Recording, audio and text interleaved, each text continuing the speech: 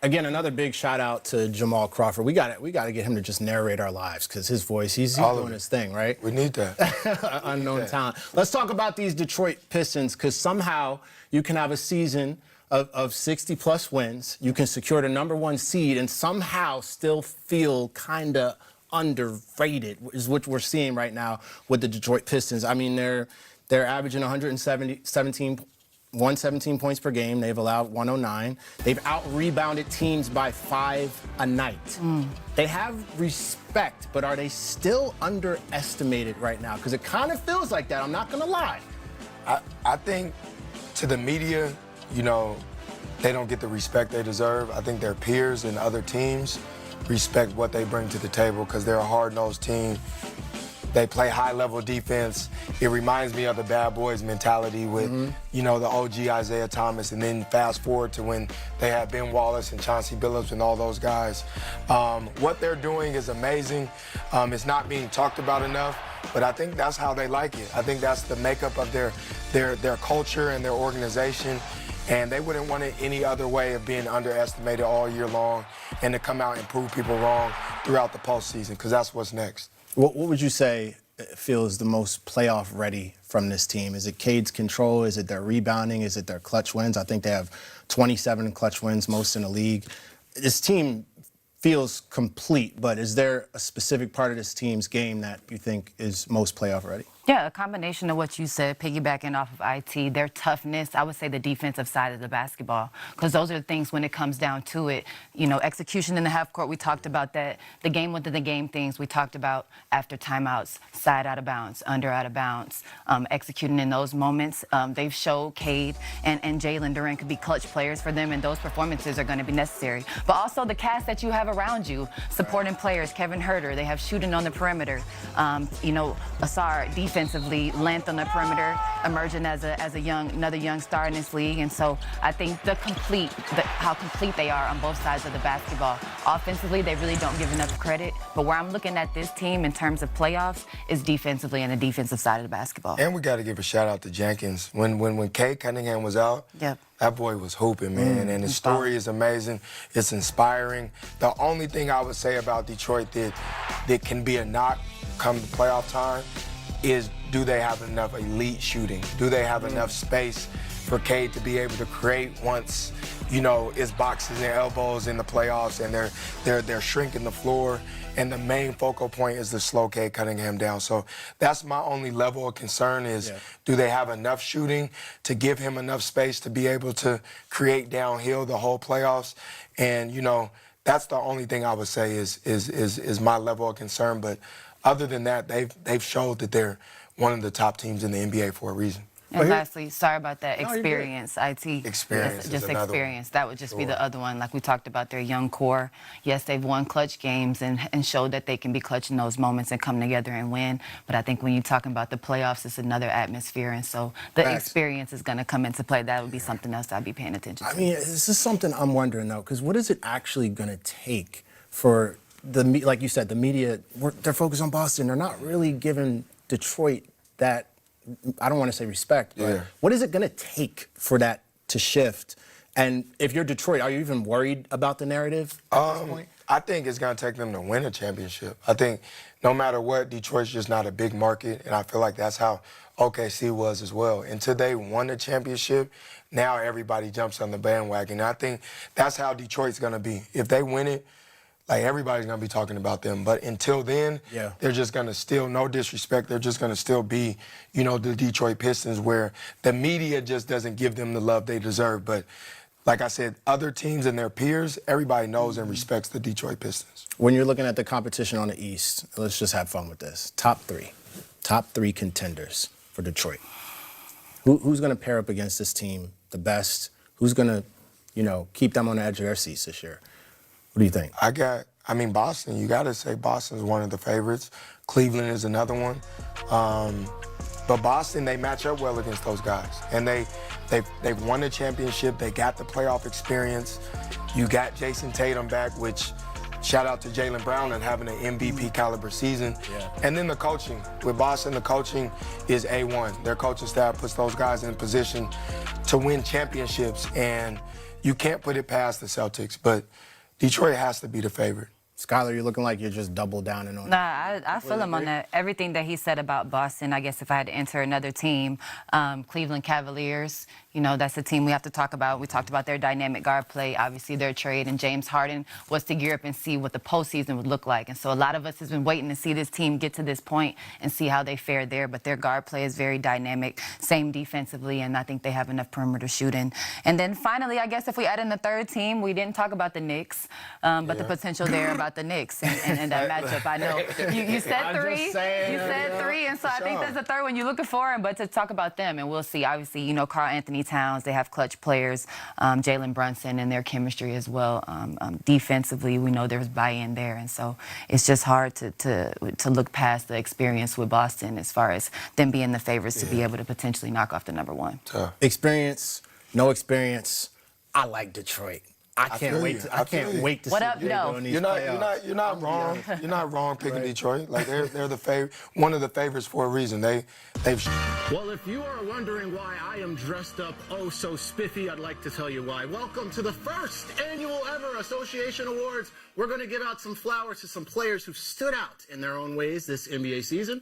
Let's get right to it, shall we? Let's do it. You guys look great as well. All right, first category, most fun in-season trade. This year we've had a lot of teams making moves to improve themselves for the playoff run and beyond. The Cavs swap point guard, sending Darius Garland to the Clippers for James Harden.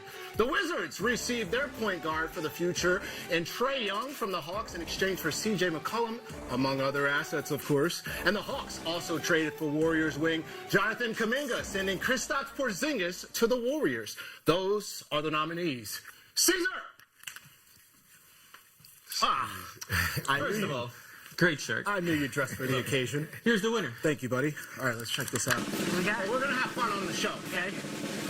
And for the most fun in season trade, we have James Harden to the Cavs. Isaiah, IT, what are you expecting from the Cavs this postseason after making this big move to acquire James Harden? I mean, it has to be championship or bust. Like you trade for a 35-year-old. Obviously, we know what James Harden brings to the table. One of the best players to play the game. But you also give away a young and up-and-coming star in Darius Garland, which you gave that to the Clippers. So I think for the Cavs, getting a guy like that at 35 years old, you got to win the championship or at least get to the finals to have some momentum to go into next year. I love seeing a trade that triggers the fans. When you see the trade that brings out the passion in the fans, some are really happy about it. Some are really upset about it, but those are the best trades, right? Exactly. Skylar, what do you think? I think a lot of Cavs fans are looking forward to this postseason, especially after last year. And adding a dynamic guard like that with a lot of postseason experience, I think the Cavs fans also have a very high expectation for their squad. Big facts. Shall we move on? I think we shall. Next category. Let's do it. Best statistical achievement of the year. Our nominees are, I'm good at this, aren't I?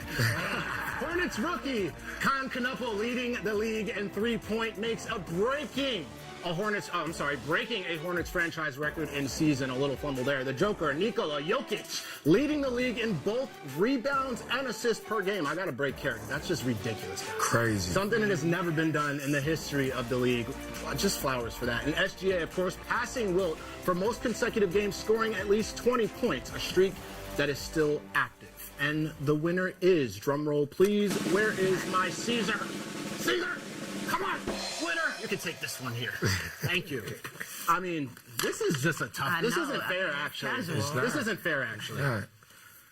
The best statistical achievement goes to Jokic, who led the NBA, the first player ever, in both assists and rebounds. I mean, Nikola Jokic, we all know what Joker brings to the table as a player. Denver has had a tough road to the finals. Skylar, do you think Denver has enough to make it through a tough West? I think they do. I think they have the experience. And what I just say is, just casually saying these statistical achievements is something we're just looking past. I mean, what this guy is doing year after year could potentially be a top 6 year in a row to be top 2 MVP candidate. And so don't casually just throw these statistics out. I mean, You're right. What Jokic is doing. But yes, I think they have the experience, and they're the hottest team right now. I know they've won 12 straight, and so great momentum going into this playoffs. IT, you're shaking your head. It looks like you're co-signing that. You agree? For sure. It seems like every year he's doing something that hasn't been done. One of the best players to play the game playing one of the best bigs. I don't think we'll see a guy like this anytime soon. I just think it's not fair that all of these things happened in the same season. Like, I know. if I'm Con, I was just about to say, coming shout out into to the Con. league. I'm coming into the league as a rookie, and I'm leading in threes, Right. and I get snubbed in the association award show. Yes. That hurts.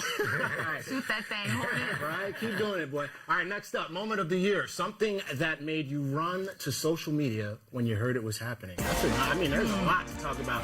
Bam Adebayo, I mean, come on. Do we even need to talk about anybody else? Scored the second most points in an NBA game. 83 points against the Wizards. I'm just going to keep talking even though I don't think we need to move forward after that. Cooper Flag, becoming the youngest player in NBA history to score 50 points. And the New York Knicks, of course, hoisting a trophy and winning the NBA Cup over the San Antonio Spurs. That's something that many would have said probably wouldn't happen. We All don't right. need Caesar on this one. I think we We already know. Caesar, get out here. Come on. We don't have anything to say. Shocker of the year. You do the honors, Caesar. Ooh, we And the winner is need that. Bam Adebayo, 83-point game. Bam! Bam Adebayo. I mean, Bam. I think you were here when this moment happened, if my memory serves me. I wasn't here. Where were you at? And Yeah, what were you thinking when this What was happened? crazy, I was in my son's AAU practice, and somebody had came in the gym like, Bam got 74 points, and it's the end of the third quarter, so I had to check my phone a few times throughout my practice. I wasn't even paying attention to the kids no more.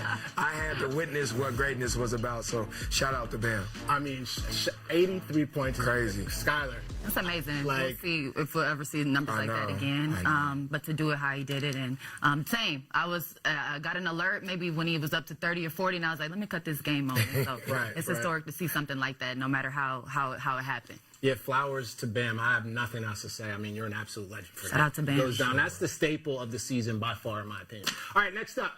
I don't know if we got permission from Rudy to do this. Uh-oh.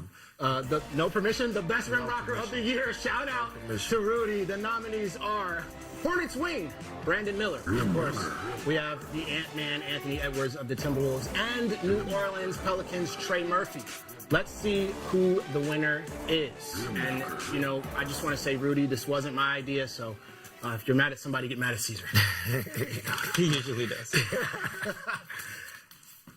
And the winner is, Rim Rocker of the Year goes to Brandon Miller, who has continued to shine with the Hornets. Coach Fizz has called him one of the most complete players in the league. It's how good is this guy, and how good do you think he can become as he continues?